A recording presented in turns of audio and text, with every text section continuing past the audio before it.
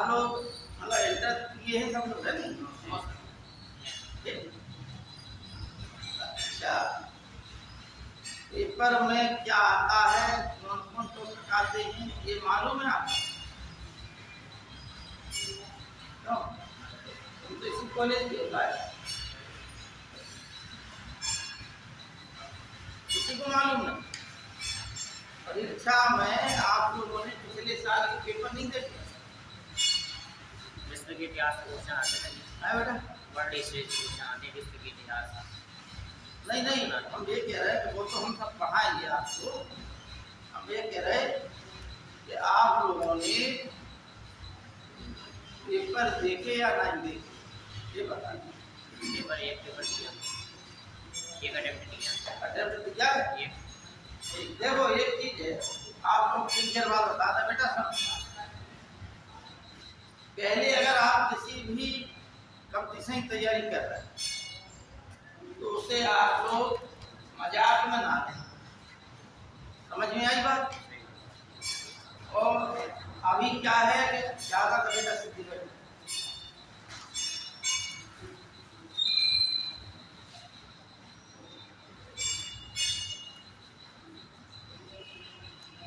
अभी जो है कि एक आध क्लास लगी हुई, एक दो कितनी है ना, एक सप्ताह की क्लास लगी आप लोग?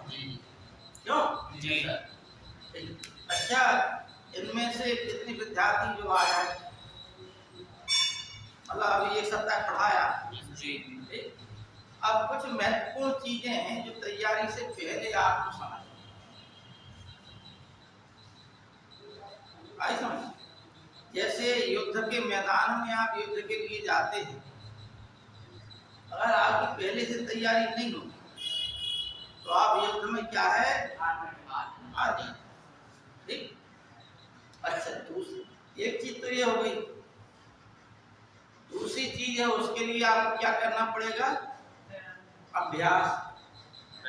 ठीक। और अभ्यास भी उचित अभ्यास,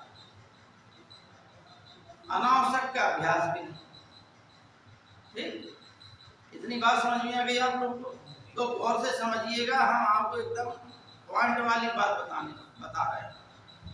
अगर आप तैयारी कर रहे हैं गंभीरता से तो वो चीजें बता रहे हैं और फिर आपको टॉपिक पढ़ाना शुरू करें।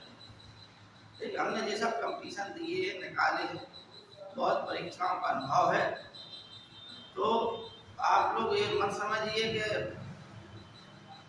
हम एक शिक्षक ही हैं, हम एक कंप्यूटर भी रहे, ठीक है नहीं?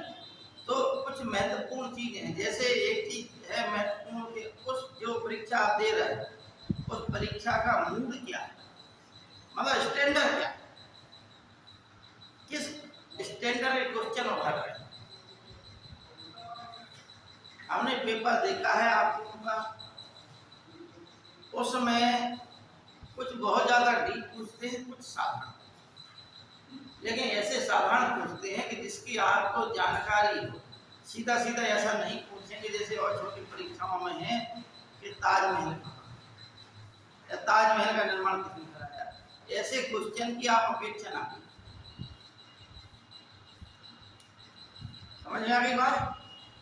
आपको जैसे हम इतिहास पढ़ा रहे हैं, इतिहास में एक एक चीज पढ़ना है और समझना, और इतना आप करने का अगर सामर्थ होगा तो आप यकीन मानिए कि आप कंपटीशन में पास हो जाए। तो ऐसे ही जो है सब विषय के साथ करना है। आप उथला उथला और शॉर्टकट के चक्कर में पड़ेंगे तो आप ये समझिए कि आप तैरना नहीं सीखेंगे। पानी में अगर डूबने से डरेंगे तो क्या है, पानी में तो तैरना नहीं सीख पाओगे। तो हमने एक चीज बताई क्या, एक तो आपको अच्छे से तैयारी करना। तैयारी के लिए क्या करना, तैयारी के लिए ये करना है, चाहे CDS के हों या NDA के हों, पिछले साल के जो पेपर है उन पेपरों को सबसे पहले हल कर डालो। कितने साल के, कम से कम 10 साल। समझ में आई बात? ठीक है ना? यकीन मानिए, देखो एक चीज ये है कि सीडीएस और एनडीए के लिए अब बच्चा यदि पढ़ने वाला है तो पास होगा। पास होने के बाद एक चीज लास्ट में होती है, क्या होती है कि नहीं? अब आपकी जो लंबाई है उस हिसाब से वजन होना चाहिए। ओवर वेट हैं आप तो आप गए, कम वेट हैं तो आप गए। पहली चीज महत्वपूर्ण है, आप सब कुछ पास कर गए लेकिन ओवर वेट होगा तो घटा ले जाएंगे, जब कम वेट है तो उसे बढ़ाइए। कितनी लंबाई है आपकी और कितना वेट होना चाहिए, ये चीजें आप अभी से जान। तैयारी को कभी भी अगर मान लो मजाक में लेंगे तो जिंदगी भी मजाक होता है। आज मेहनत करेंगे जिंदगी खुशहाल हो जाए, ठीक है ना? तो सबसे पहली बात ये है कि तैयारी को गंभीरता से लीजिए। परीक्षा के लिए आपको बताया कि पिछले साल के जो पेपर है उन पेपर को आप क्या करना है, अलग करना।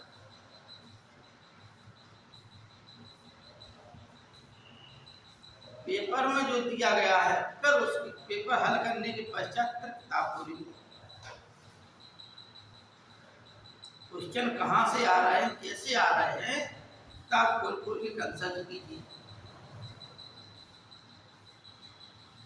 इतना करने की अगर सामर्थ होगी आप में तो ये समझिए आप तैयार हो, ठीक है?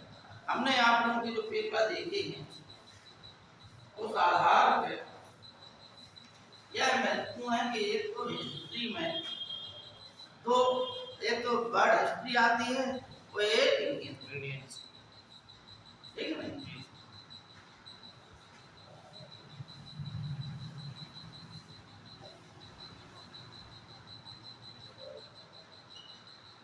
ये चीज दूसरी चीजें भी हुई हैं।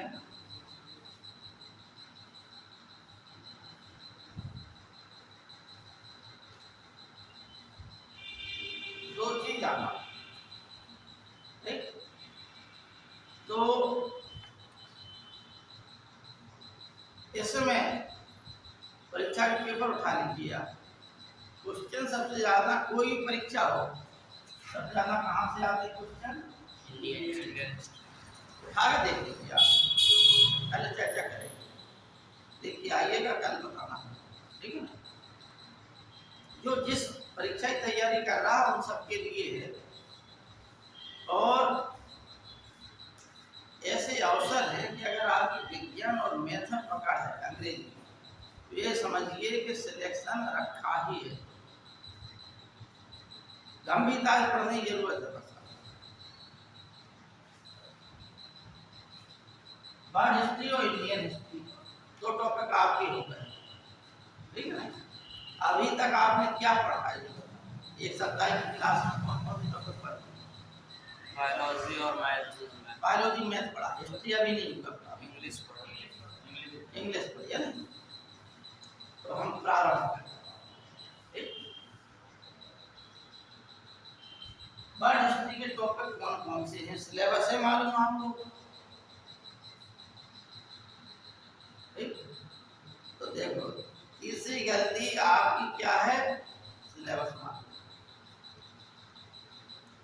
ठीक? आप युद्ध के मैदान में भी आ गए, आपके पास ये मालूम नहीं कि युद्ध लड़ना कैसे, तरीका क्या है, यानी असफलता पहले ही रखी। कम से कम इतना हो कि आपको अपना सिलेबस मालूम हो। पहली चीज तैयारी करने से पहले क्या करना है, सिलेबस को कॉपी में लिख देना, ठीक है ना? सिलेबस किसी ने भेजा था, पहले सिलेबस लिखने का।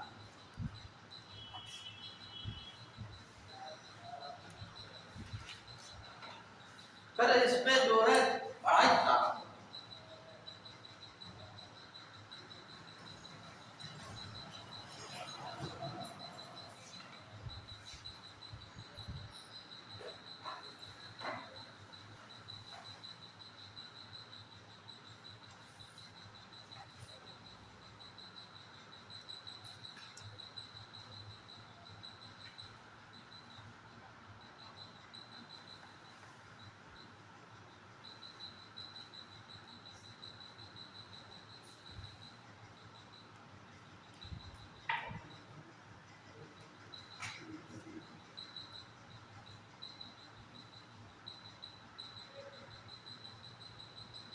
सिलेबस काय का पहले किया पढ़, अरे हिस्ट्री में देखिए तो पूरा है।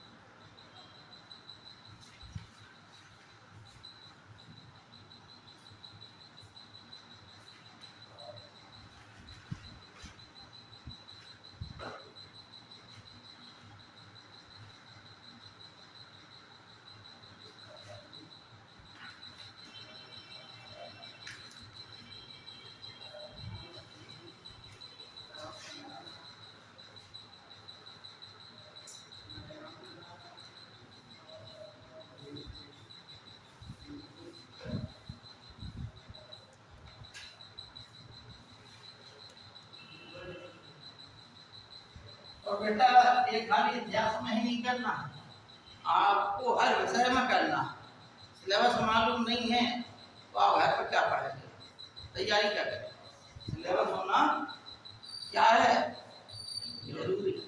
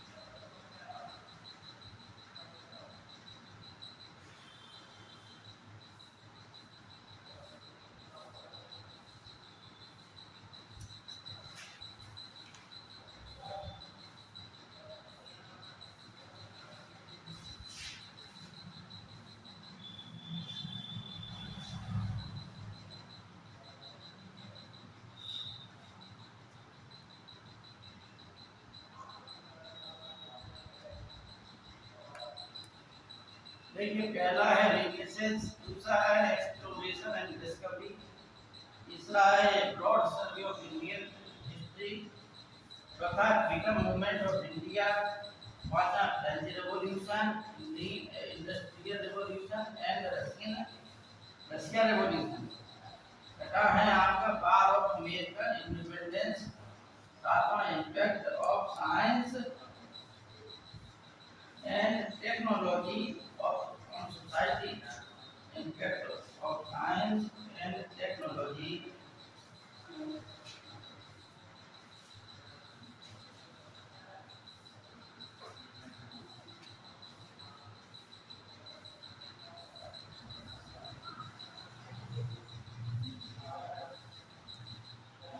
society,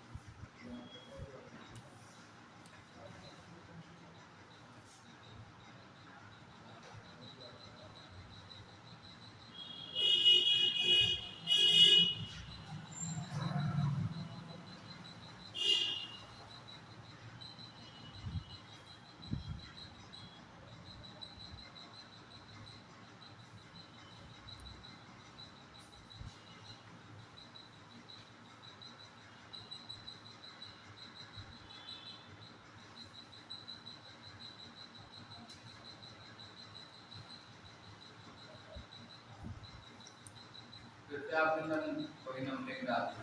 अरे बेटा 8 9 पे तो नंबरिंग डाल दो। टाइम का नहीं। अच्छा हाँ।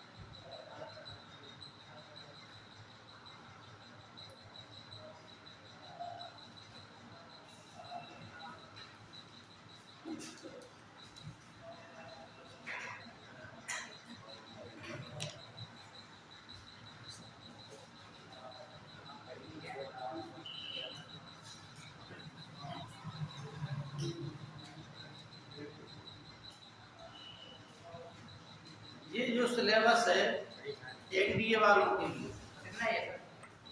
ठीक है ना, लेकिन सीडीएस में भी सिलेबस है, ठीक है ना।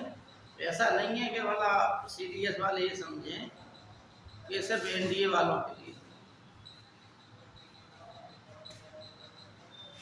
ये बेटा ऊपर का लिख दिया सबने पहले से, है ना? पूरा लिखा। आपने भी कर हाँ इधर कर ये बैठ दें। हाँ इधर अरे चलिए तुम लोगों ने खुद लिख लिया।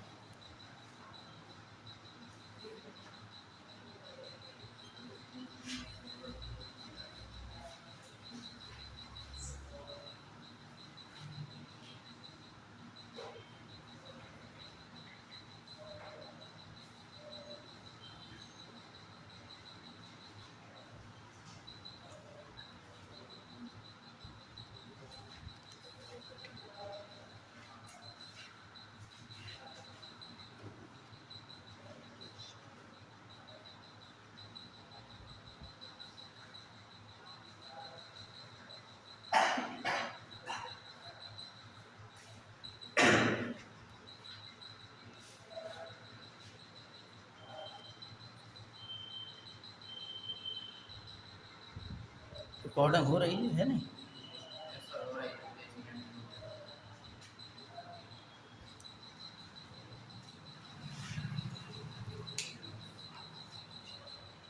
तो बच्चों लिख लीजिए आप लोग। फिर इन पे आप लोगों को बताना है कि है क्या है। हिंदी समझेंगे तब तो समझ में आएगा, है नहीं? पहले आज चर्चा हो जाएगी आज इन टॉपिकों पर, कल आप लोगों को तथ्य लिखाना प्रारंभ है। अगर समय बचा तो आज ही से प्रारंभ है। पंचायती राज क्या कहते हैं अकाउंट नंबर? डेमोक्रेसी। पंचायती राज, डेमोक्रेसी, सोशलिज्म और कम्युनिज्म। और जितने और विद्यार्थी संपर्क में जिन्होंने फार्म भरा है उनसे भी कहिए कि वो लोग भी आए और पढ़ाई करें, ठीक है नहीं?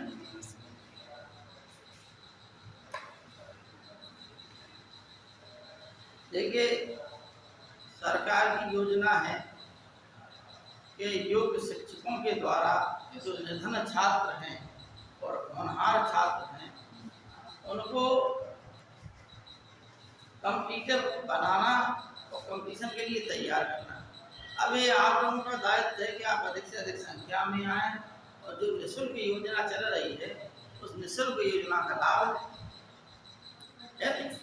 रही कंपटीशन की बात, तो हम लोगों में से तमाम ऐसे शिक्षक हैं जिन्होंने ये कंपटीशन दिए हैं, ठीक है नहीं? इसलिए जो पूर्व का कंप्यूटर अनुभव है उस कंप्यूटर अनुभव का भी आप लोगों को लाभ मिलेगा। कहीं कोचिंग संस्थान के लिए आप लोग भटकते रहते हैं, वहाँ जो है अनेक टीचर मिल जाते हैं जिन्हें कंपटीशन का अनुभव नहीं रहता, बस पढ़ाते हैं। दूसरी चीज़ एक और है कंपटीशन के लिए महत्वपूर्ण है, कहीं भी आप पढ़ जाइए, टीचर को अगर समझना है तो एक दो चीज़ें होती है। कंपटीशन में होता है तथ्य जो परीक्षा में आता है, दूसरी होती है विचार की, जो विचार जो है जो वास्तव में पढ़ा होगा सही रूप से, उसके पास विचार की भी रहेगी। इसमें आगे अनेक टॉपिक हैं जैसे democracy, panchayati raj, socialism, communism है क्या। जैसे मान लो role of India in the present world, यानी वर्तमान विश्व में भारत की भूमिका क्या है। अब ये तो कुछ है ही नहीं तथ्य इसमें ज़्यादा, लेकिन आपको इसकी थ्योरी जो है पकड़ना, समझ रहे? थ्योरी पकड़ना है और ये आपको परीक्षा में काम देगी, ठीक? दूसरी बात, एनडीए और सीडीएस के लिए जरूरी है कि आप लोग इंग्लिश पर कमांड, ठीक है नहीं? कंप्यूटर इंग्लिश आती है, उसको पढ़िए, इंग्लिश की तैयारी होगी, बकाया चीज़ें आपको यहाँ जो है समझने में सहूलियत होगी, वहाँ चयन में सहूलियत होगी। वहाँ आपको जो नौकरी मिलेगी वहाँ पे इंग्लिश प्रॉब्लम नहीं करेगी। आप नहीं यहाँ से तैयार होकर जाएंगे और इंग्लिश की आपको नहीं है तैयारी अच्छी, तो वहाँ दिक्कत होगी। इसलिए इंग्लिश को भी आप मुख्य हथियार के रूप में बनाएं, समझ गए? अब देखिए आप लोग, इनमें से अनेक टॉपिक हैं जिन टॉपिकों में सिर्फ विचार, ठीक, बता रहा हूँ।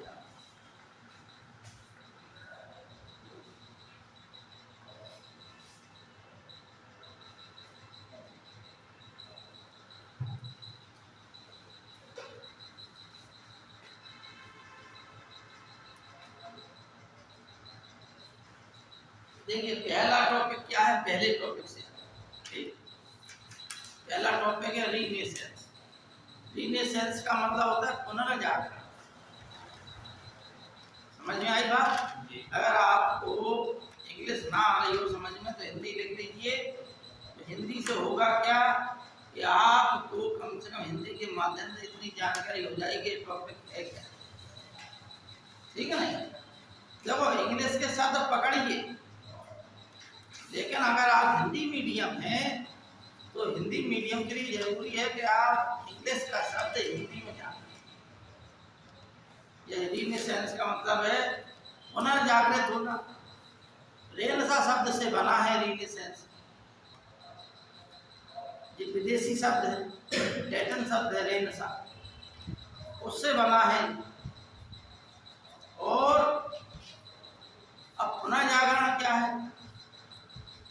एक चीज तो है कि पुनर्जागरण का अभिप्राय क्या है, renaissance, the concept of renaissance,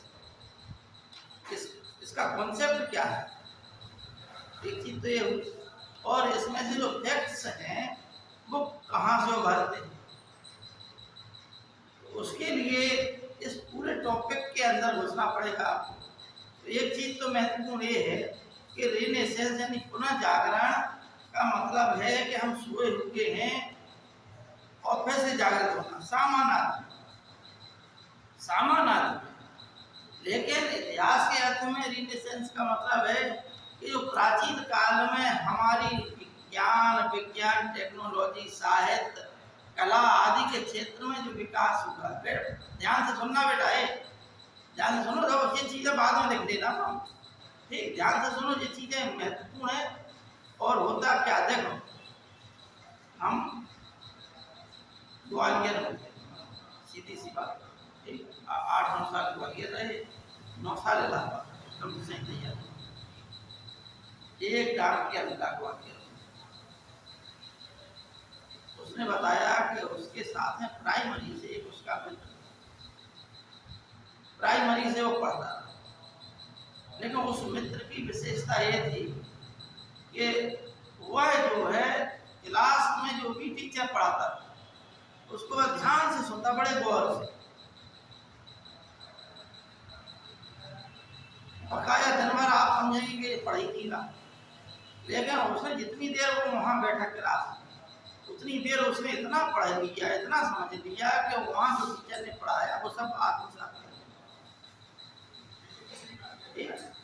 इतना आगे बढ़ा कि भारत सरकार में मंत्री हो, वैज्ञानिक, और जो थे बेटा किया थे उनके साथ, पढ़ने में होशियार थे, सब कुछ थे, लेकिन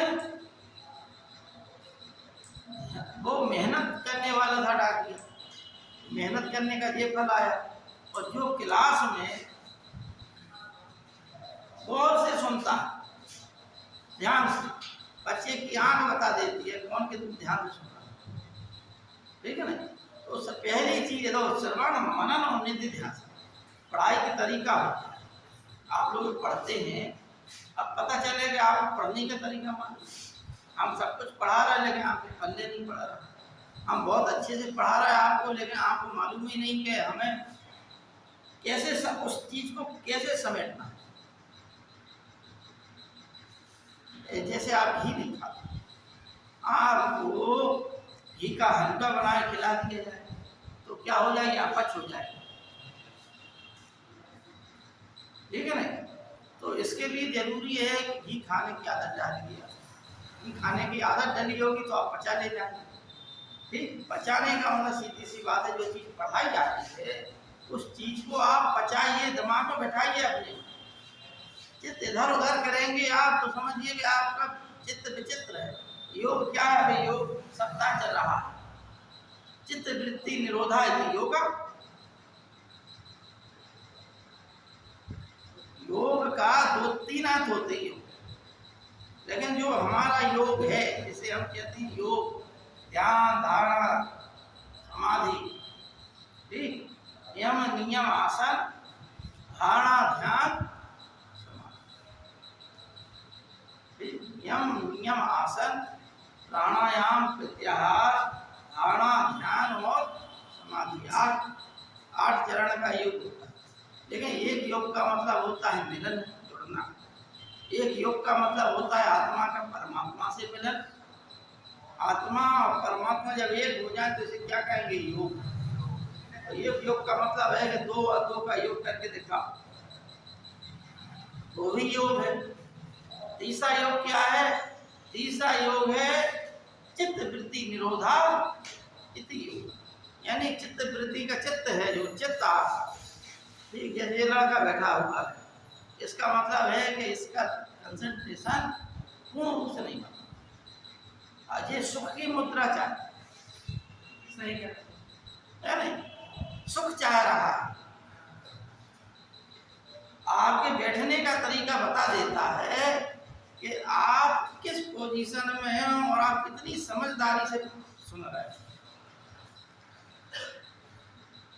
जितनी समझदारी से सुनेंगे आप, ठीक। तमाम बच्चे आते हैं, कैसे ज़्यादा नाश्ता पानी करे आए, घर वाले समझ रहे पढ़ने के लिए, जमाई आते हैं, नींद आने लगा। क्यों? क्योंकि चित्त उनका लगे ही नहीं रहा। तो पहली चीज है कि जितना खाएं उतना पचाएं, ठीक है नहीं। श्रवण प्राचीन साहित्य में लिखा है, श्रवण का मतलब सुनना। तो हम आपको क्या कर रहे हैं? सुना रहे हैं, ठीक। सुनना श्रवण। मनन का मतलब है उसमें मन में बैठाना, और निधि ध्यान का मतलब है कि बार बार जो मन में बैठाए ही है चीज, दिमाग में बैठाई है जो चीज, उसका बार बार स्मरण करना। केमिस्ट्री के एक हमारे टीचर थे, इंटर 11-12 पढ़ रहे थे ट्यूशन। उनका कहना था कि भाई केमिस्ट्री तभी याद होगी तब जब आप उस केमिस्ट्री की रिएक्शन को दिन भर दिमाग में घुमाते रहेंगे।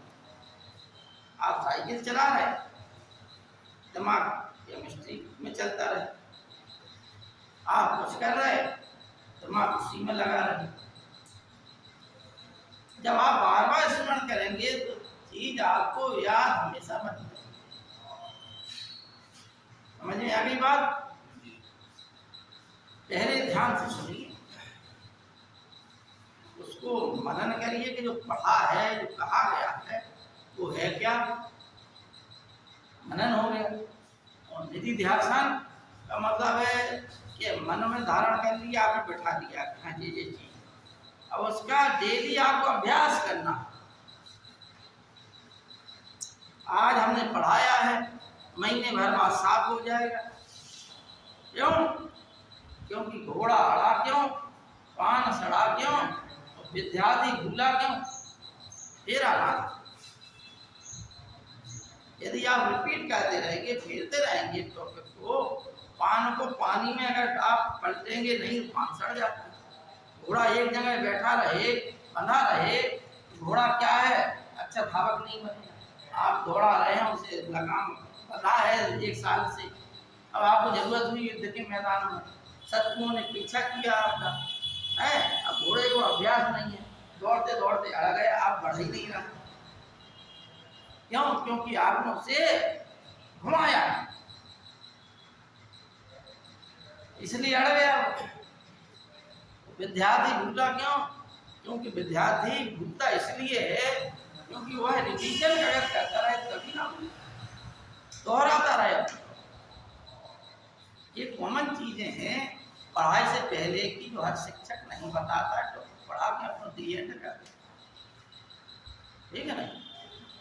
बताता है कोई? अभी तक तुम्हें बताएं ये बात? कितने शिक्षकों ने बताया? गाँव बताएंगे। ये चीजें कुछ महत्वपूर्ण हैं और आगे बढ़ने के। अब हम कह रहे थे रीनेसेंस। रीनेसेंस का मतलब है कि पुनः जागृत हो जाना, पुनः जागरण। कैसे जागृत हो जाना? यानी सोए हुए थे। मुंडकोपनिषद में एक कहानी आई है कि एक शेरनी एक हिरण का पीछा कर रही थी, वो गर्भवती थी। रेनेसेंस आप जान जाएंगे, पुनः जागरण क्या है इस कहानी से आप जान जाएंगे। मुंडकोपनिषद में कहानी है, समझाने के लिए बता रहे हैं आपको, ठीक है। तथ्य है वो हम आपको लिखाएंगे, ठीक है नहीं। तो उसमें वो हिरण का पीछा कर रही थी, एकदम उसने हिरण के ऊपर जंप लगाई, हिरण ने भी जंप लगा के आगे भाग गई, लेकिन जंप लगाने पर उसकी क्या है, प्रसव हो गया, बच्चा उसका गिर गया। किसका? शेरनी। जब शेरनी को चूंकि इससे कोई मतलब नहीं था, तो वो भागती चली गई। बच्चा वहीं गिर गया। वहाँ पास में जो है भेड़ों का झुंड था, भेड़ों ने उस बच्चे को पाला पोसा, उन्हीं भेड़ों के साथ बच्चों के साथ में हुआ है बढ़ता चला गया, बड़ा हो गया, साल भर पूरा शेर बन गया। लेकिन हुआ है अपने आप को क्योंकि भेड़ों के बीच पला बढ़ा, तो उसे यह मालूम नहीं था कि वो जो है शेर है। उसकी हरकतें कैसी थी? भेड़ जैसी, क्योंकि वो जिसके बीच में था वैसी ही हरकतें करेगा। अगर आप होशियार बच्चों के बीच में रहोगे तो आधे तो आप होशियार वैसे ही हो जाओगे। इलाहाबाद में एक बात है, तमाम लोग टाइम पास करने के लिए चाय की दुकान में बैठे रहते हैं। उनका बैठने का मतलब यही है कि तमाम लड़के आते हैं, ज्ञान की बातें कहते हैं, वो ज्ञान की बातों से कहाँ तक पहुँच जाते हैं। आधा कंपटीशन बैठे ही बैठे आदमी को याद हो जाता है। ठीक, बोले महात्मा गांधी को राष्ट्रपिता किसने कहा? चलते चलते याद हो जाती, घूमते फिरते याद हो जाती। महात्मा गांधी को राष्ट्रपिता किसने कहा? सुभाष चंद्र बोस ने। महात्मा गांधी को महात्मा किसने उपाधि दी? रविन्द्रनाथ टैगोर। ये बात है, सामान्य बातचीत में हो जाती है। वो जो है शेर का बच्चा उस सोसाइटी में था, उसी सोसाइटी जैसा व्यवहार करता। एक बार भेड़ें जो है पानी पी लेंगे नदी में, उस तरफ नदी को उस तरफ शेर खड़ा हो गया, तो पानी पी रहा था उस तरफ। तो उसने देखा भेड़ों के बीच में भेड़ बिल्कुल नहीं डर रही, और शेर है एक हमारी जैसा है, और एक उनके साथ में क्या बात है? उसने कहा कि भाई तुम इनके बीच में क्या कर रहे हैं? उसने कहा कि हम इनके बीच में ये नहीं, इनके साथ हैं, इनके दोस्त हैं, हम इन जैसे हैं इसलिए इनके साथ। भाई गधों की गधों से दोस्ती होती है, होशियारों की होशियारों से दोस्ती होती है। कभी आपने देखा है कि जो एकदम गधा लड़का हो उसकी बहुत ही होशियार लड़के से दोस्ती हो? कभी देखा है? कभी नहीं। ठीक है ना? होशियार लड़के जो बहुत होशियार होते हैं वो होशियारों से ही दोस्ती करते हैं। देख, तो उस शेर ने कहा, शेर ने कहा कि तुम शेर हो। कौन हो? तुम शेर हो। वो बोला नहीं, हम भेड़ हैं। तो शेर ने कहा कि तुम देखो हमारे जैसे हो, जैसे हम दिख रहे हैं तुम्हें, तुम भी वैसे हो। ना मानो तो पानी में देख लो अपनी छाया। उसने देखा, अब तक तो पानी पीता था, उसे एहसास ही नहीं था कि हम हैं क्या। जब उसने वास्तव में देखा तो देखा कि हाँ कैसी आकृति बनी, जैसी को खड़ा है उसका, तो उसे ये एहसास हो गया कि वो शेर है, भेड़ नहीं। समझना बात, पुनः जागरण समझना। वो अब ये जान गया कि वह शेर है, भेड़ नहीं है।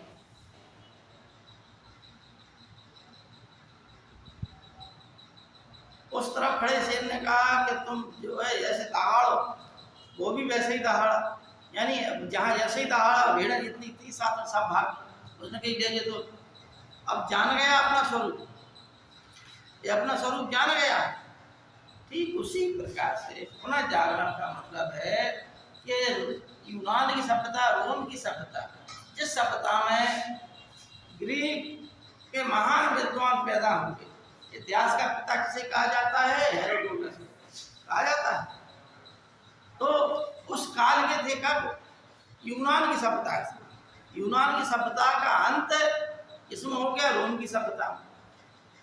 लेकिन जो प्राचीन विद्वान थे, कौन कौन? सुकरात, प्लेटो, अरस्तु, थियोफ्रेस्टस, पॉलीबियस आदि अनेक विद्वान थे जिन्होंने अनेक ग्रंथ लिखे, हर विषय पर लिखे। तो उस समय का व्यक्ति जो है जागृत था, पढ़ा लिखा था, ज्ञानी था, हर विषय को जानता था। अब मध्यकाल आया, रोम की सभ्यता का अंत हो गया, तो लोग अपनी चीजों को भूल गए। लेकिन 1453 में जब तुर्कों ने, सेल्जुक तुर्कों ने कुस्तुनतुनिया यानी तुर्की का एक क्षेत्र है। प्राचीन रोम जब बहुत बड़ा विशाल हो गया रोम सभ्यता, तो वो दो भागों में बांट दी गई उसको। एक पूर्वी रोमन साम्राज्य, एक पश्चिमी रोमन साम्राज्य। पूर्वी रोमन साम्राज्य की राजधानी कहाँ रखी गई? कुस्तुनतुनिया। कहाँ रखी गई? कुस्तुनतुनिया रखी गई। और उस कुस्तुनतुनिया पर 1453 में सल्जुक तुर्कों ने अधिकार कर लिया, जिससे जो राजधानी में रह रहे थे कौन? यूरोप के यानी बड़े बड़े विद्वान रह रहे थे, जिनके पास यूनान रोम के साहित्यकारों के, इतिहासकारों के, विद्वानों के ग्रंथ थे, पांडुलिपियां थी। उनके लेके विभाग एक नजदीक में कौन शहर पड़ता था? देश इटली। इटली में आ गए ये लोग, क्योंकि रोम की सभ्यता वहीं से बनती थी, इटली से। ठीक है ना? तो कहाँ आ गए ये? इटली। इसलिए इटली से पुनः जागरण। ठीक, इटली के लोग जान गए। तो इटली का फ्लोरेंस नगर, इटली में अनेक नगर थे जो अपने आप में स्वतंत्र देश की तरह काम करते थे। जैसे वेनिस है, वेनिस समुद्र किनारे था तो व्यापारियों का था, बड़े बड़े व्यापारी थे यहाँ। फ्लोरेंस समृद्ध था, लेकिन यहाँ बौद्धिक लोग ज़्यादा थे, ज्ञानी लोग। लियोनार्डो दा विंची, दांते, माइकल एंजेलो आदि जो है कहाँ के थे? फ्लोरेंस।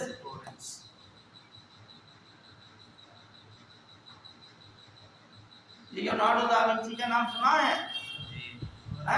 जी। संसार में लियोनार्डो दा विंची एकमात्र ऐसा व्यक्ति होगा जो इंजीनियर था, जो चित्रकार था, जो मूर्तिकार था, जो साहित्यकार था। मतलब उसने अपने दिमाग का प्रयोग पूर्ण किया। हम लोग अपने दिमाग का इतना इस्तेमाल नहीं कर पाते। उसने देखिए लास्ट सफर नामक एक चित्र बनाया। उसने एक मोनालिसा का चित्र बनाया, और मोनालिसा का चित्र इतना प्रसिद्ध हुआ संसार भर में कि लोग सब चित्रकारों को भूल गए। मोनालिसा की फोटो हर जगह टंगी रहे। एक जगह लियोनार्डो दा विंची गया अपने मित्र के यहाँ, उसकी जो है पत्नी आई।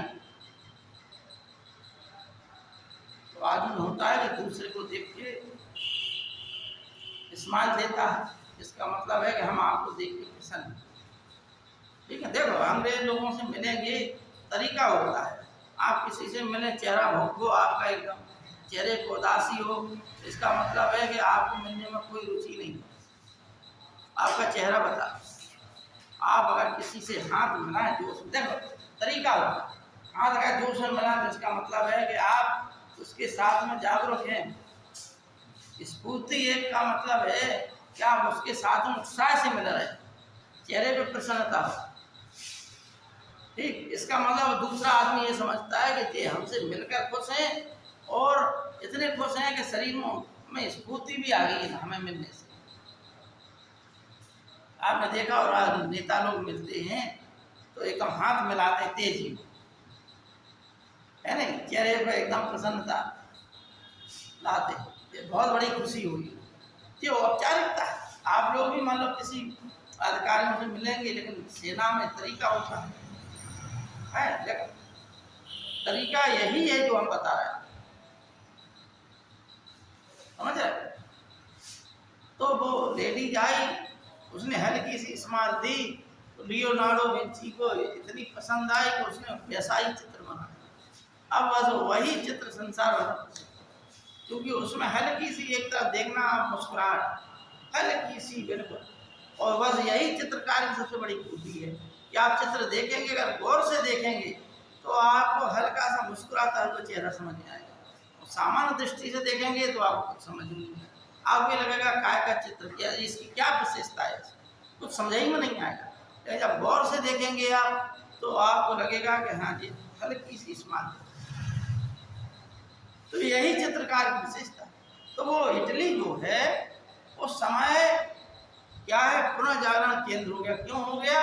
क्योंकि कुस्तुनतुनिया से भागे हुए विद्वान कहाँ आ गए? इटली में। तो उन्होंने जो प्राचीन साहित्य था उस प्राचीन साहित्य के संपर्क में लोग आ गए। जिस प्रकार शेर का बच्चा जागृत हुआ उसी प्रकार से वो जाग गया कि हम शेर हैं।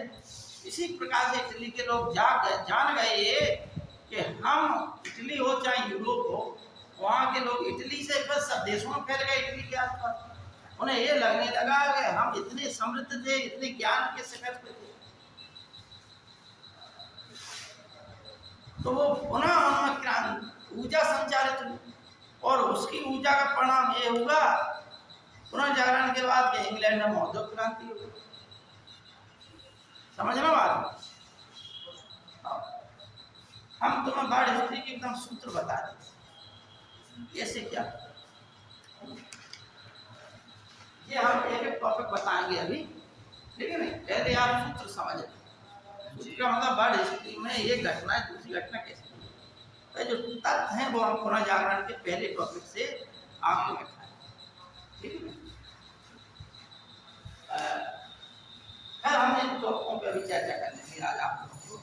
जैसे आपको बताएं national integration and welfare state, मतलब भारतीय अखंडता और कल्याणकारी राज्य। इसमें कॉन्सेप्ट है खाली, कुछ तथ्य मिला दीजिए पूरा विचार तैयार हो गया। उसी प्रकार से भूदान आंदोलन और सर्वोदय महात्मा गांधी ने चलाया और भूदान विनोबा भावे ने चलाया। कहाँ से? आंध्र प्रदेश से। भाई जमींदारों के पास खेती ज्यादा थी और गरीबों के पास खेती नहीं थी, तो गरीबों को खेती दिलाने के लिए बड़े लोगों को प्रेरित किया। तो यहाँ से भूदान आंदोलन प्रारंभ। तो बड़े जमींदार लोगों ने अपनी 10-10, 20-20, 50-50, 100-100 बीघा जो है खेती उन्हें दे दी विनोबा भावे को। विनोबा भावे ने उसे गरीबों को बांटा। ये भूदान आंदोलन। अब कॉन्सेप्ट क्लियर हो गया आपको? तथ्य पकड़ना ये कहाँ से आंध्र प्रदेश से प्रारंभ होगा। किस सन में होगा? शायद जो है 1953 से प्रारंभ होगा। क्लियर हम पढ़ाएंगे आपको, तथ्य लिखा देंगे, क्लियर हो जाएगा। सर्वोदय तो हमारे वेदों में कॉन्सेप्ट है कि वसुधैव कुटुंबकम, यानी समस्त विश्व ही हमारे लिए कुटुंब है।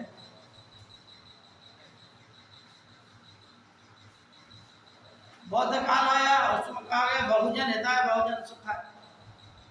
बहुजन हिताय का मतलब बहुत लोगों का हित और बहुजन सुखाय का मतलब बहुत लोगों का सुख। बहुजन हिताय बहुजन सुखाय, बहुत लोगों का हित, बहुत लोगों का सुख। ये किसने? बौद्ध धर्म। इंग्लैंड में आया क्या? उपयोगितावाद। उसमें कहा गया है कि अधिकतम लोगों के लिए अधिकतम सुख। कॉन्सेप्ट है, जब हम आएंगे कि और लंबे लंबे पढ़ाएंगे। लेकिन महात्मा गांधी ने क्या दिया? सर्वोदय, यानी समाज में सभी वर्गों का उदय। ये है कॉन्सेप्ट। उदय का मतलब है विकास हो। आप में से मान के चलिए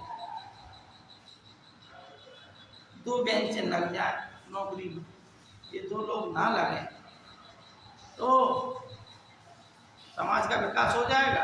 ये 2 लोग कर रहे हैं, इनको भी तो चाहिए नौकरी, इनको भी तो विकास चाहिए। नौकरी ना चाहिए तो कुछ और चाहिए, लेकिन इन्हें तो जीव को पालन चाहिए। इसका मतलब है कि समाज में चाहे आप लोग हों, इस बेंच वाले, चाहे इस रो वाले हों, चाहे इस रो वाले, सभी का विकास होना चाहिए, एक सिंगल व्यक्ति नहीं। ये महात्मा गांधी ने अपना विचार दिया। तो इस प्रकार से अनेक विचार हैं जिन्हें समझना है, ठीक है नहीं? और तथ्य क्या है? अभी हमने बताया मोनालिसा चित्र किसका है? लास्ट सफर किसका है? लियोनार्डो दा विंची का है। लास्ट जजमेंट किसका है? माइकल एंजेलो का। ये भी महान चित्रकार था। तो ये हम तथ्य लिखा देंगे आप लोगों को। इसी प्रकार से जैसे दांते है, दांते ने किताब लिखी थी, इटली का था, फ्लोरेंस शहर का, जो पुनः जागरण काल का पहला प्रसिद्ध विद्वान था। प्रसिद्ध क्या है? साहित्यकार था, जिसने 2 किताबें लिखी, एक द मोनार्की और दूसरी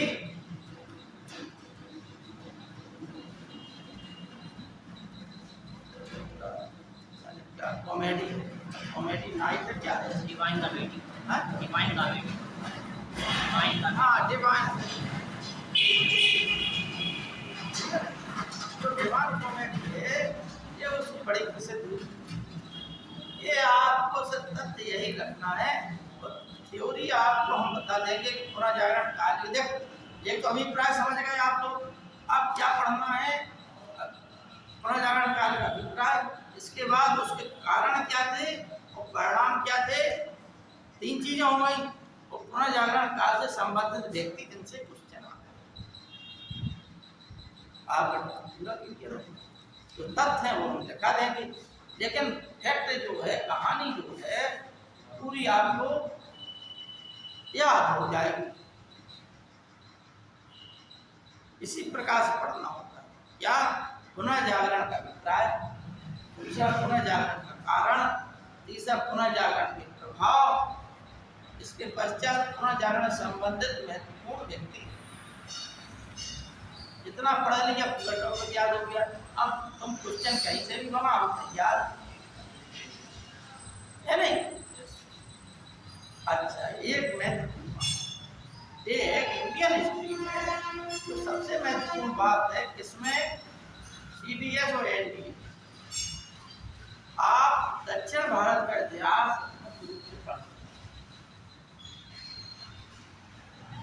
वहां पे एक समय था, दक्षिण भारत का इतिहास बहुत पूछा जाता था, थोड़ा डाउन हुआ। इस अब हमने देखे थे पेपर कल, तो उतना नहीं आया, लेकिन आता है, 1-2 क्वेश्चन बनते हैं। ठीक, तो वही हमने कहा कंपटीशन का स्टैंडर्ड क्या है, वो भी फॉलो करके जाना। पूरा इंडियन हिस्ट्री आप कहीं से भी पूछा जा सकता है। आप लोग ये मत समझिए खाली बड़े हिस्ट्री है। बर्ड हिस्ट्री से 1 या 2 या 3, 4 क्वेश्चन आएंगे, लेकिन इंडियन हिस्ट्री से बहुत क्वेश्चन आएंगे, क्योंकि पूरा बर्ड हिस्ट्री ये कॉन्सेप्ट है जो आपको याद होना चाहिए। समझ गए बात? अब देखिए इनकी कड़ियाँ कैसे बनी, कैसे बर्ड हिस्ट्री चली। सर इंडियन हिस्ट्री आपकी जब पढ़ाएंगे तब पढ़ाएंगे, पहले बर्ड हिस्ट्री के टॉपिक आप लोग पढ़ा दें। 2-3 टॉपिक है बस। कौन कौन से हैं? रेनेसेंस मतलब पुनः जागरण, इसके बाद इंडस्ट्रियल रिवॉल्यूशन यानी उद्योग क्रांति, उद्योग पुनः जागरण हुआ, पुनः जागरण के प्रभाव से इंग्लैंड में उद्योग क्रांति हुई। भाई आदमी जागृत हो गया, जान गया, तो नए नए मार्गों की खोज हुई। भाई रोम का, यूनान का, संसार भर के देशों से संबंध था, भारत से भी संबंध था। और भारत से काय के लिए आते थे ये लोग? प्राचीन काल में मसाले के लिए और कपड़े के लिए। ठीक, मसाला इतना प्रिय था कि काली मिर्च तो इतनी प्रिय थी कि उसका नाम ही यवन का रख दिया। यवन प्रिय है नहीं, यवन का या यवन प्रिय, काली मिर्च का नाम। काली मिर्च क्योंकि जो मीट खाता है आदमी, उसमें काली मिर्च डालने से उसका टेस्ट बढ़ जाता है। तो वहाँ के लोग मांसाहारी हैं, कहाँ के? यूरोप के लोग। तो ये मसालों के लिए यहाँ आते थे भारत। फिर जब कुछ दुनिया में अधिकार हो गया, बीच काल में संबंध विच्छेद हो गया, तो उन्होंने फिर नए मार्गों की खोज की। चूंकि वे जागृत हो गए कि प्राचीन काल में हमारे ऐसे संबंध थे, तो उन्होंने नए नए मार्गों की खोज की। कोलंबस भारत की खोज के लिए आया, लेकिन ये आना चाहिए था, ऐसा चला गया ऐसा। तो कहाँ पहुँच गया? अमेरिका है। तो 1492 में अमेरिका की खोज हो गई। अब एक उसके बाद जो है इटली का एक नागरिक था, अमेरिको वेस्पुसी, वो गया अमेरिका, उसने कहा कि अमेरिका अमेरिका है, ठीक है नहीं, ये न्यू वर्ड है।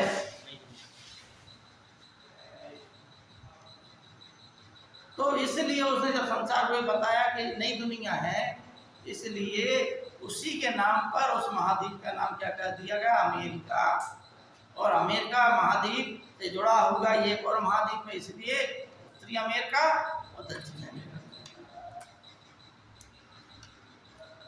ये काय के कारण होगा, पहले पुनर्जागरण होगा, आदमी जागृत होगा, जब आप शेर जागृत होगा शिकार करने लगेगा, अपना परिवार बढ़ाएगा, ठीक है नहीं। ठीक उसी प्रकार से जब वहाँ के यूरोप के लोग जागृत हो गए तो इंग्लैंड में औद्योगिक क्रांति हो गई। इंग्लैंड में औद्योगिक क्रांति हो गई, अन्य देशों में क्या होगा, जब फैक्ट्रियाँ खड़ी हो गई तो फैक्ट्रियाँ खड़ी होने से क्या होगा कि मजदूर आएंगे, क्योंकि जमींदारों ने, जो सामंत लोग थे, उन्होंने बड़ी बड़ी खेती इकट्ठी कर ली। तो सीधी कड़ी बता दे रहा तुम लोगों, इस सिलेबस रखिएगा आप लोग।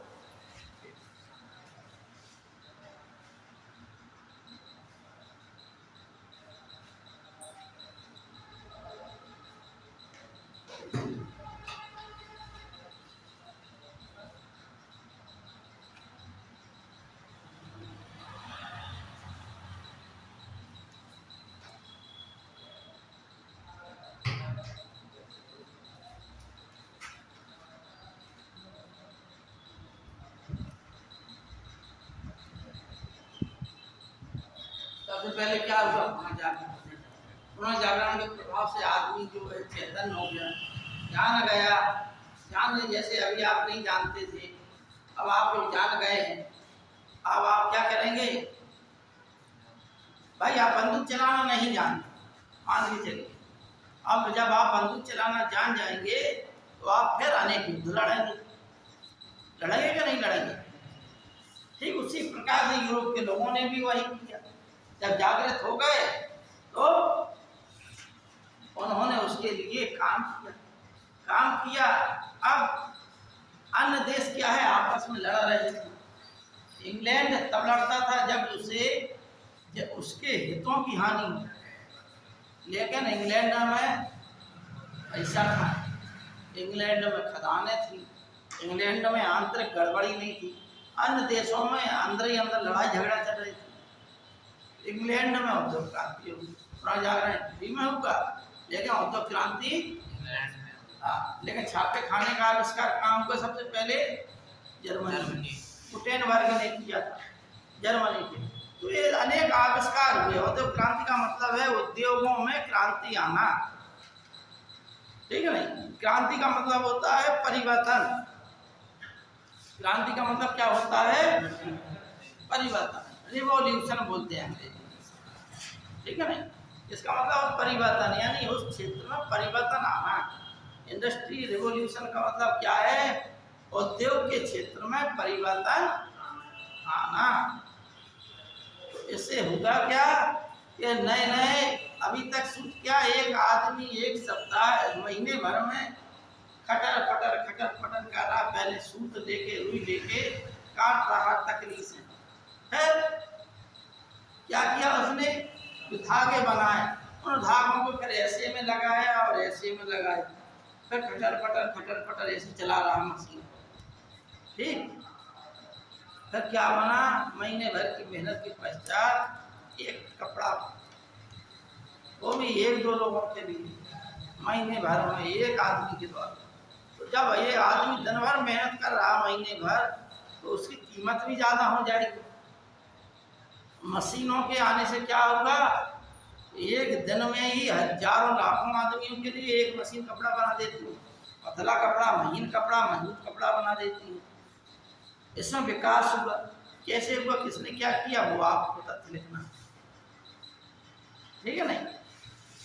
फिर उस माल बना, तो माल के लिए जब हम जैसे मान के चलिए आपके पास 100 कुंटल गेहूँ होगा, 100 कुंटल गेहूँ आपके खेत में होगा, लेकिन जरूरत आपकी 10 कुंटल है। आप 10 कुंटल तो खा पाएंगे, 90 कुंटल आप क्या करेंगे, बेचने के लिए क्या चाहिए? मार्केट चाहिए। ठीक, और मान के चलिए आप कि आप जहाँ बेच रहे हैं मार्केट में, वहाँ पे सिर्फ जो है उतनी जरूरत है, इतने की 90 है, मान के चलिए ने 40 गला दिया है, तो आगे 50 कुंटल कहाँ ले जाएंगे? वहाँ ले जाएंगे जहाँ इसकी जरूरत है नहीं। तो यही किया इंग्लैंड के लोगों ने, यूरोप के लोगों ने। उन्होंने क्या किया? बाजार तलाशा।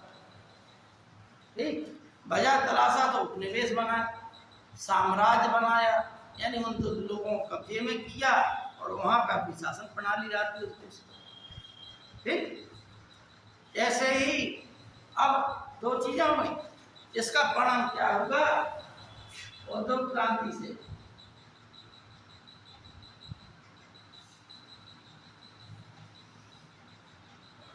इसका परिणाम ये होगा कि वहाँ के इंग्लैंड के लोग धन संपन्न हो गए, पैसा वाले हो गए, हैं? गरीब लोग गरीब रह गए, लेकिन गरीब भी उतने गरीब नहीं थे अन्य देशों के अपेक्षा। उनके भी अधिकार जागृत हो गए, वहाँ आंदोलन होने लगे।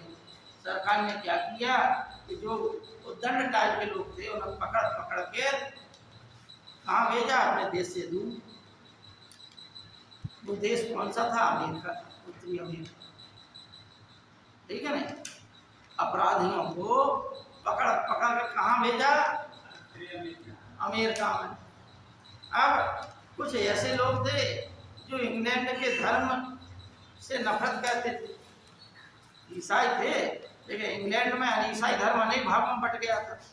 एंग्लिकन चर्च हो गया था इंग्लैंड में, कैथोलिक, प्रोटेस्टेंट, एंग्लिकन, कोलविनवाद, जुंगलीवाद, ये अनेक संप्रदाय बन गए थे। इसमें ईसाई धर्म। इंग्लैंड में एंग्लिकन चर्च था, लेकिन वो जो है इंग्लैंड के लोग, जो पादरी लोग थे, वो नफरत करने लगे। उन्हें भी पकड़ पकड़ कहाँ भेजा गया? अमेरिका में। तो अब अमेरिका में जो लोग पकड़े गए, भाई देखो आप होशियार हो, अच्छा काम करोगे अच्छा फल मिलेगा, लेकिन होशियार हो बुरा भी काम करेंगे आप तो बुरा भी फल मिलेगा। लेकिन होशियार तो हो दोनों स्थितियों में। आप में ये तो नहीं है कि आप जो है एकदम महामूर्ख, आप होशियार थे, या तो आपने अच्छा किया या बुरा किया। तो ऐसे ही जो होशियार लोग थे, अपराधी लोग थे, इंग्लैंड में पहुंच गए, अमेरिका में पहुंच गए। अब वो सब इकट्ठे हो गए, उन्होंने वहाँ के लोगों को अपने कब्जे में कर लिया, जमीनों पर अधिकार कर लिया। कहाँ? अमेरिका में। इंग्लैंड के लोग वहाँ अपनी नीति थोपने लगे। समझना बात? अब तुम साथ ही साथ के हो और तुम इनकी गुंडियाई कैसे सहन कर लोगे? इसलिए अमेरिका के लोगों ने कहा कि हम इंग्लैंड की गुंडियाई बर्दाश्त नहीं करेंगे। हैं? एक नारा दिया, क्या? प्रतिनिधित्व तो नहीं तो कर नहीं है, नो वो है प्रतिनिधित्व तो नहीं तो कर नहीं, नो रिप्रेजेंटेटिव नो टैक्स। अगर हमारा कोई प्रतिनिधित्व संसद में नहीं है तो हम टैक्स काय का देंगे? इंग्लैंड ने टैक्स ला दिए थे अनेक प्रकार के। अमेरिका उन लोगों ने कहा हमारा, और जॉर्ज वाशिंगटन के नेतृत्व में आंदोलन खड़ा हो गया। 1773 से लड़ाई लड़ी गई और 1780-81 तक समाप्त हो गया।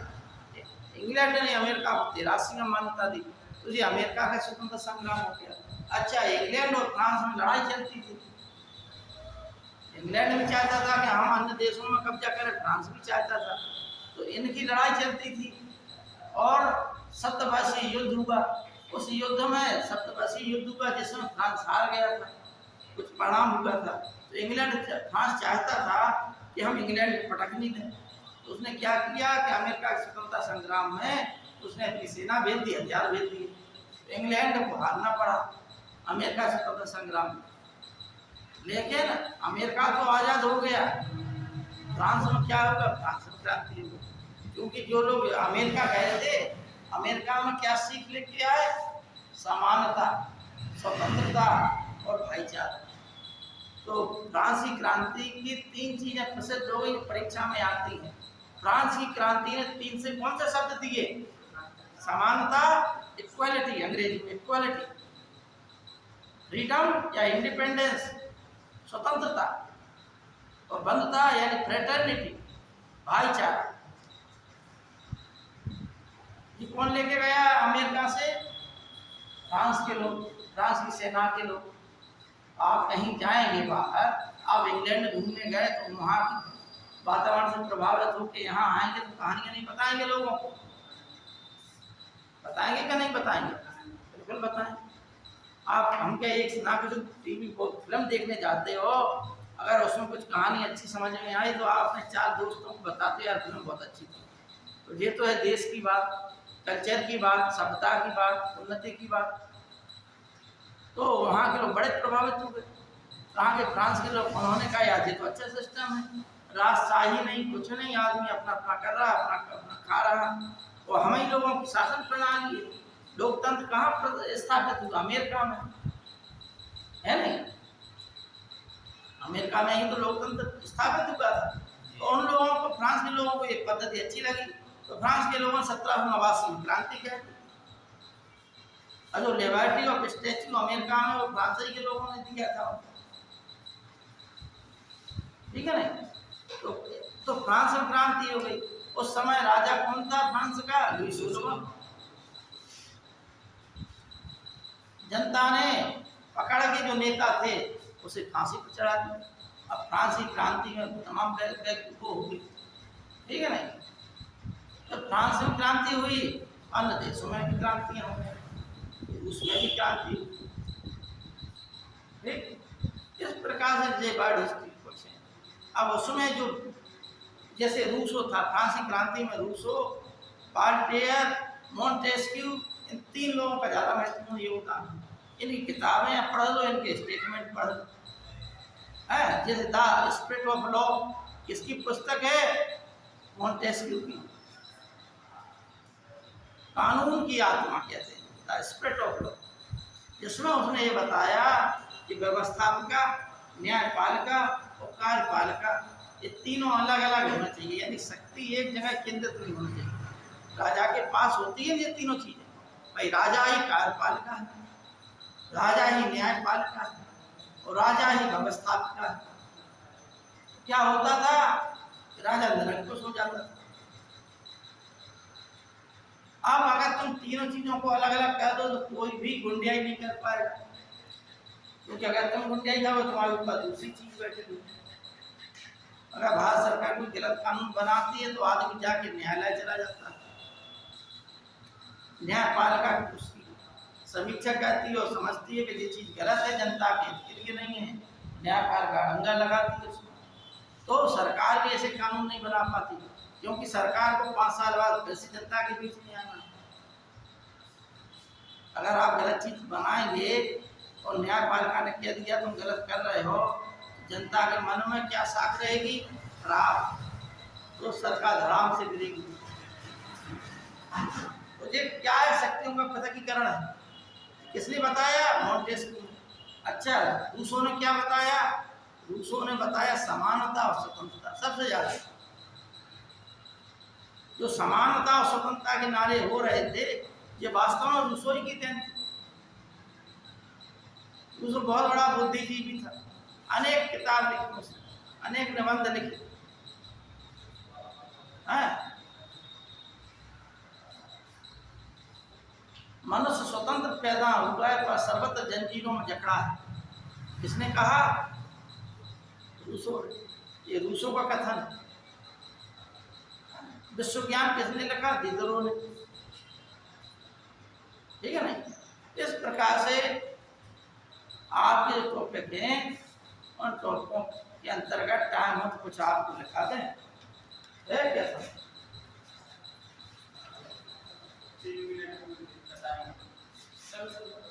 9:27 पर बेटा 8 बजे से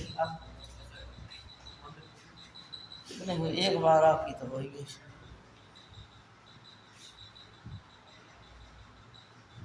दूसरी बात, आपको क्लियर बात बता दें, तैयारी करना है गंभीरता। देखो एक चीज और, हम एकदम साफ बात कहते हैं और हमने 8 लोगों को भी पढ़ाया तो 2-4 ने भी उसमें से नौकरी प्राप्त की। ठीक है ना। फंडा क्या है? फंडा ये है जो शिक्षक बता रहा है आप अगर उसका पालन करेंगे तो आप सिलेक्शन लें। सीधी सी बात। हम वर्ल्ड हिस्ट्री पढ़ा रहे हैं तो और ऐसा है कि वर्ल्ड हिस्ट्री हो या इंडियन हिस्ट्री हो 2-4-6 महीना लग जाएंगे पूरा पढ़ाने, पूरा आपको समझना बात। लेकिन आप 2 महीने में कवर करना है। उसके लिए बढ़िया है तरीका कि आप लोग किताब पढ़ें। इसकी सामान्य ज्ञान अच्छी किताब खरीद लें और तैयारी करें। जो ना आए समझ में हम लोग बताएं। ठीक। तो एक चीज तो एक श्रद्धावान लभते ज्ञान, श्रद्धा कीजिए लाभ पाइए। जो हम बता रहे हैं उस हिसाब से यहाँ पढ़िए, किताब से कंसल्ट कीजिए, पूरा टॉपिक पढ़ जाइए। पुनर्जागरण पढ़ा रहे हैं, पुनर्जागरण के क्या कारण थे? पुनर्जागरण के कारण ये थे धर्म युद्ध का, जिसे क्रूसेड बोलते हैं। ये 200 वर्षों तक युद्ध चला। इनके बीच चला जेरूसलम स्थान को प्राप्त करने के लिए ईसाइयों तुर्कों के बीच चला। इसमें जो यूरोप के लोग थे वे पूरब में आए। पूरब का जोड़ा किससे था? भारत से था। भाई 1, 2, 3 की गिनती कहाँ से सीखी लोगों ने? भारत। वहाँ पश्चिम में क्या चलता था?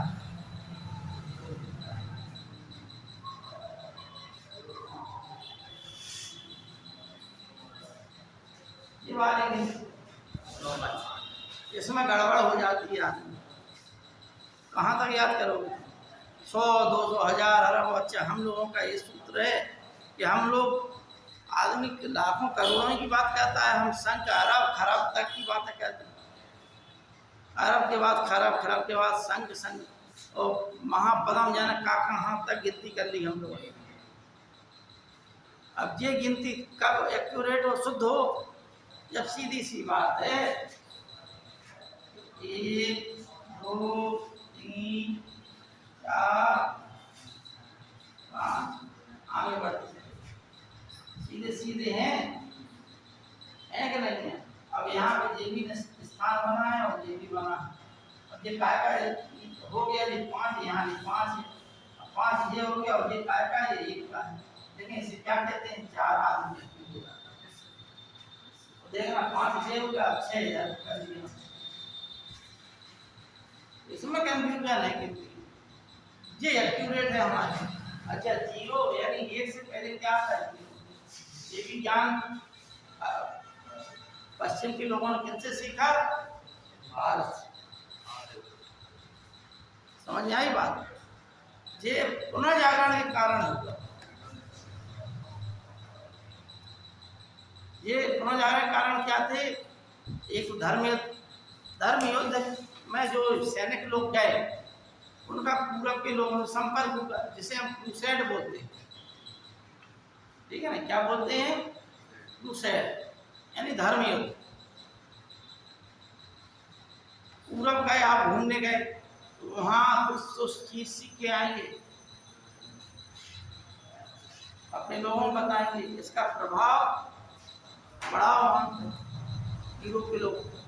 ये तो धर्म युद्ध का प्रभाव। फिर नवीन खोजें हुई, ठीक है नहीं?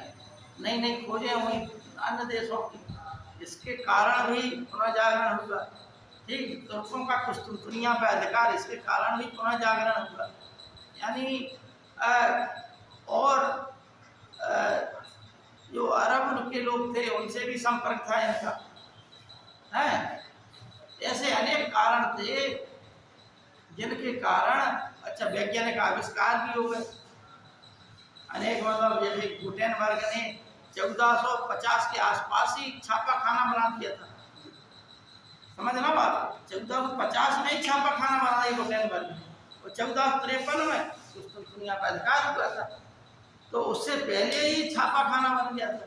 अब किताबें धाड़ धाड़ धाड़ धाड़ छपने लगी, किताबें छपने लगी तो लोगों तक पहुंचने लगी, लोग अब पढ़ने लगे, ज्ञान विकसित होने लगा।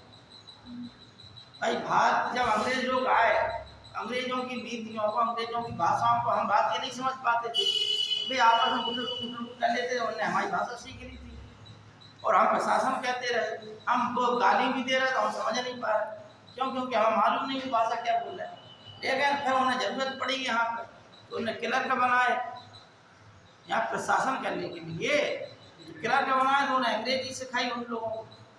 अब जब भारतीयों को ही अंग्रेजी सिखा दी तुमने, भारतीय लोग उनकी भाषा सीख ली, अब तुम जो भी बोल रहे थे, जो भी गाली दे रहे थे, भारतीय समझने लगे बातों को, तुम्हारी नीतियों को पकड़ने लगे, जब जानने लगे तो तुम्हारे खिलाफ हो गए, है नहीं? ये सब बातें पुनर्जागरण काल की थी। पुनर्जागरण में इतना ही है, कुछ ज़्यादा नहीं है। आपको पढ़ना क्या है पुनर्जागरण काल में, एक कॉपी पे पुनर्जागरण काल की हेडिंग लिख लो, क्या कारण थे, परिणाम लिख लो, और उस काल के जो वो हैं जिनसे क्वेश्चन बनते हैं, कौन से क्वेश्चन बनते हैं, लियोनार्डो दा विंची से बनेगा, एंजेलो से बनेगा, दिदरो है से बनेगा, दांते से बनेंगे, जो उस समय के साहित्यकार, निबंधकार, मूर्तिकार, चित्रकार आदि थे, उनसे क्वेश्चन बनते हैं, उन पर ध्यान। कल हमने विद्यार्थी